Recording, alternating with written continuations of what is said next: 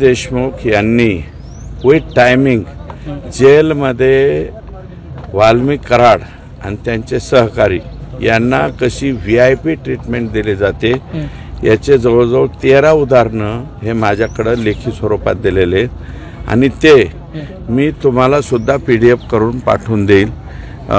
इतकी VIP treatment जर इतक्या बेकार घटनेमधल्या लोकांना दिली जात असेल तर लोकांना बाहेरच्या पेक्षा जेलच बरं वाटेल अशी एकंदरीत परिस्थिती आहे। प्रामुख्याने त्यातले कुठले कुठले मुद्दे म्हणजे त्यांना वेळेवर चहा आणून देणे, त्यांच्या बरोबरच्या बॅग आत जाऊन देणे।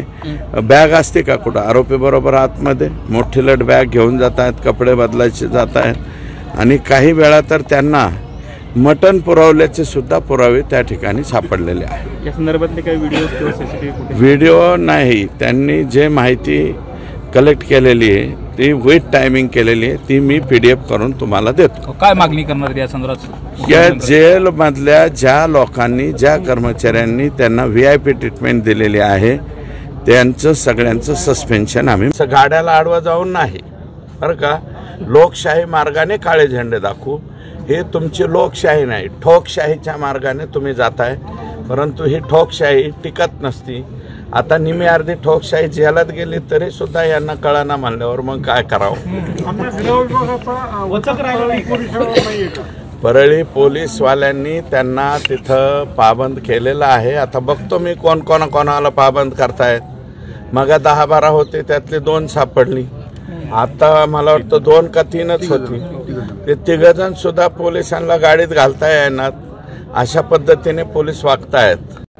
मी जरी काही वेगळ्या कार्यक्रमासाठी म्हणजे इथं झालेल्या अन्यायाच्या विरुद्ध लढण्यासाठी आलेलो असलो तरी अन्यायाच्या विरुद्ध आणि गोरगरिबांच्या विरुद्ध लढणारं सगळ्यात मोठं विद्यापीठ कोणतं तर ते गोपीनाथ गड आहे।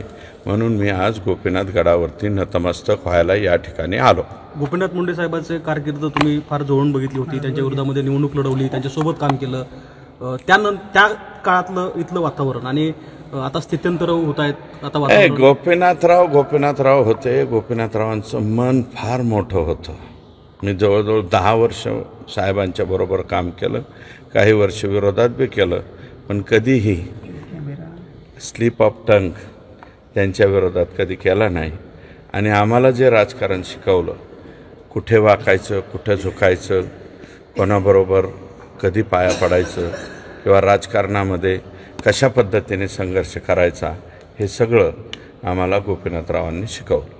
पण त्याच्यानंतरच्या पिढीमध्ये तसा वारसा पाहायला मिळतो? नाही, वारसा पाहायला मिळत नाही।